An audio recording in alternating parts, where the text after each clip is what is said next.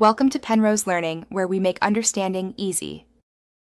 You start by checking your PS3 system info and saving everything important. You do not need to tinker yet. Once done, set up a reliable local network with WPA2 and a clear SSID so the console can find it.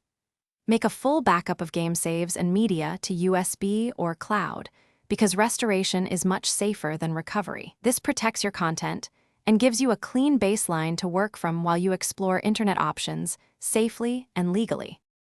You now go into Settings and choose Network Settings to start configuring how the PS3 connects. Begin with DHCP to obtain IP automatically.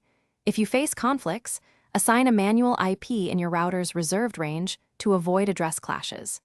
Change DNS to a trusted public pair for better resolution and responsiveness. Once configured, run connection test from network utility to confirm NAT type, download speed, and packet loss so you know whether issues are on the console or the network. Finish by using the PS3 built-in browser or approved apps to access the internet. You should avoid installing unverified packages that could destabilize the system. If pages load slowly or connections drop, restart your modem and router, check for firmware updates on both router and PS3, and review router logs for blocked traffic. If problems persist, restore from your backup and consider official support channels. As a key tip, keep backups current so you can recover without data loss. Thanks for watching. If this was helpful, leave a like and consider subscribing. See you next time.